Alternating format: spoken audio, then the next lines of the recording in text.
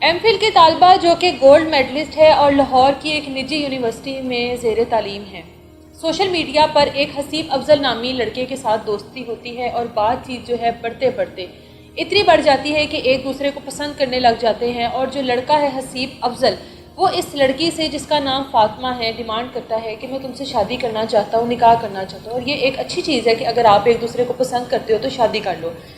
اب لڑکی بھی اس چیز کے لیے تیار ہے کہ ہم نکاح کر لیتے ہیں، لڑکا بھی اس کو کہہ رہا ہے کہ ہم نکاح کر لیتے ہیں، لیکن لڑکے کی طرف سے ایک اور ڈیمانڈ سامنے آتی ہے کہ میں تمہارے ساتھ جنسی تعلقات قائم کرنا چاہتا ہوں، کل کو میں نے تمہارے ساتھ نکاح کر ہی لینا ہے، تم نے میری بیوی بن ہی جانا ہے، تو بہتر ہے کہ ہم لوگ ایک دوسرے کے ساتھ اس طرح کے تعلقات قائم کر لیں۔ اس بات پہ لڑکی پر ضد رہتی ہے کہ یہ سب کچھ جو ہے وہ نکاح کے بعد اچھا لگتا ہے، نکاح سے پہلے مجھے یہ چیزیں مناسب نہیں لگتی۔ لڑکا انہی معاملات میں کبھی لڑکی کو بلاک کر دیتا ہے، کبھی ان بلاک کر دیتا ہے، خود سے بلاک کرتا ہے، خود سے ان بلاک کر دیتا ہے۔ 10 جنوری کو بھی لڑکا لڑکی کو ان بلاک کرنے کے بعد بلاک کرنے کے بعد دوبارہ ان بلاک کرتا ہے اور اس کو فون کرتا ہے اور اس سے معافی تلافی کرتا ہے اور اس کو اطمینان دلاتا ہے کہ میں نے تم سے شادی کرنی ہی کرنی ہے، تم انشاءاللہ میری بیوی بنو گی ہی بنو گی۔ اس کو اطمینان دلاتا ہے اور اس کو کہتا ہے کہ چلو تم مجھے ملنے کے لیے آؤ، ہم لوگ کہیں پر بیٹھ کر بات چیت کرتے ہیں۔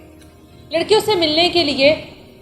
لاہور کا علاقہ مسلم ٹاؤن ہے وہاں پر پہنچ جاتی ہے۔ جب وہاں پر جاتی ہے تو لڑکا گاڑی میں اس کو اپنے ساتھ بٹھاتا ہے۔ گاڑی میں بیٹھنے کے بعد لڑکی دیکھتی ہے کہ گاڑی میں لڑکے کے ساتھ اس کے 2 دوست بھی موجود ہیں، جن میں سے ایک کا نام ہے طلحہ خان، ایک کا نام ہے حمزہ خان۔ اب جو حسیب افضل ہے وہ ان دونوں دوستوں کا تعارف کرواتا ہے کہ یہ دونوں میرے بچپن کے دوست ہیں اور ہمیشہ سے ہم لوگ ساتھ رہے ہیں، تو میں نے سوچا کہ کیوں نہ اپنے دوستوں کو ان کی ہونے والی بھابھی سے ملوا دیا جائے۔ لڑکی اطمینان کا اظہار کرتی ہے اور پرسکون ہوتی ہے کہ ٹھیک ہے میرے ساتھ حسیب موجود ہے جس نے کل کو میرے ساتھ نکاح کرنا ہے، اور یہ اپنے دوستوں کو مجھے ایز اے بھابھی کہہ کے تعارف کروا رہا ہے، تو یقیناً کل کو یہ میرے ساتھ شادی کرے گا۔ اب ان کا آپس میں پلان بنتا ہے کہ کہیں پر بیٹھ کر ناشتہ کرتے ہیں، تو کہا جاتا ہے کہ سندر کے پاس ایک سوسائٹی ہے، ہاؤسنگ سوسائٹی ہے، وہاں پر چلتے ہیں، وہاں پر ایک ناشتے کا فوڈ پوائنٹ ہے، وہاں پہ ناشتہ کریں گے اور سوسائٹی کا وزٹ کریں گے، گھومیں گے پھریں گے۔ پلان کو کامیاب کرتے ہوئے یہ اس لڑکی کو اس ہاؤسنگ سوسائٹی میں لے جاتے ہیں اور وہاں پہ لے جا کر ان کا پلان تبدیل ہوتا ہے، اور وہاں پہ کہا جاتا ہے کہ یہاں پر ہمارے ایک فلیٹ ہے، کیوں نہ اس فلیٹ میں جایا جائے اور ناشتہ جو ہے وہ آن لائن منگوا لیا جائے، جس پہ لڑکی حسیب کو کہتی ہے کہ یہ سب مناسب نہیں ہے، میں تم لوگوں کے ساتھ فلیٹ پہ نہیں جاؤں گی، جس پر حسیب اس کو اطمینان دلاتا ہے کہ میں تمہارے ساتھ ہوں، میرے ساتھ ہوتے ہوئے تمہیں کوئی فکر کرنے کی ضرورت نہیں، تم ہمارے ساتھ چلو۔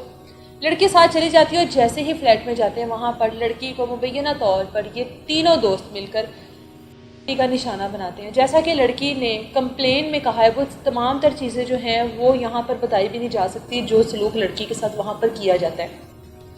شادی کے بعد لڑکی کی تمام تر چیزیں جو ہیں ان چیزوں کی ویڈیوز بنائی جاتی ہیں، آڈیو ریکارڈ کی جاتی ہے، اور اس کے بعد لڑکی کو وہ چیزیں سنائی جاتی ہیں باقاعدہ طور پر۔ اس کو کہا جاتا ہے کہ اگر کہیں پر بھی جا کر منہ کھولا تو ہم یہ تمہاری یونیورسٹی میں بھی چیزیں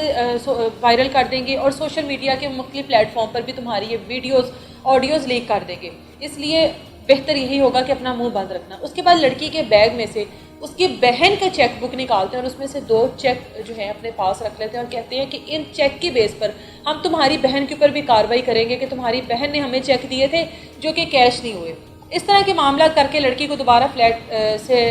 گاڑی میں بٹھایا جاتا ہے اور اس کو ایک جگہ پر چھوڑ دیا جاتا ہے، اس کی یونیورسٹی کے پاس چھوڑ دیا جاتا ہے۔ اب لڑکی حواس باختہ جیسے اس کے حواس بحال ہوتے ہیں، جیسے وہ اس خوف کے منظر سے باہر آتی ہے تو وہ پولیس اسٹیشن جاتی ہے، FIR درج کرواتی ہے اور وہاں پہ جا کر پولیس کو تمام تر وقوع بتاتی ہے کہ یہ سب وقوع میرے ساتھ پیش آیا ہے، اور جو چیزیں لڑکی نے بیان کی ہیں، جو کچھ اس کے ساتھ وہاں پر ہوا، وہ چیزیں ہم یہاں پر بتا نہیں سکتے جو لڑکی نے FIR میں چیزیں بتائی ہیں۔ پولیس جب اپنی تفتیش شروع کرتی ہے تو اپنی تفتیش کے بعد پولیس کا کہنا ہے کہ ہم لوگوں کو زندگی کے کوئی شواہد نہیں ملے، لڑکی کا میڈیکل ہوا یا نہیں ہوا، کہاں سے کوئی شواہد نہیں ملے، کیوں لڑکی نے یہ سب کچھ کیا۔ پولیس کا کہنا ہے کہ دونوں ایک دوسرے کے ساتھ سوشل میڈیا پہ ریلیشن شپ میں آئے، اس کے بعد ان دونوں کی آپس میں طلب کلامی ہوئی، بلاک ان بلاک کا سلسلہ شروع ہوا، اور اس کے بعد لڑکی نے غصے میں آ کے لڑکے کے اوپر یہ الزام لگایا۔ لڑکی کا جو دوست ہے جس کا نام حسیب افضل ہے، پولیس کا کہنا ہے کہ اس ٹائم وہ ہماری حراست میں، اور باقی کے جو 2 ملزم ہیں طلحہ اور حمزہ، ان کو ڈھونڈنے کے لیے ریڈ کی جا رہی ہیں۔ دیکھتے ہیں کہ اب پولیس کے مطابق یہ کیس کیا نیا رخ لے گا۔ اجازت ہے مجھے۔ اللہ حافظ۔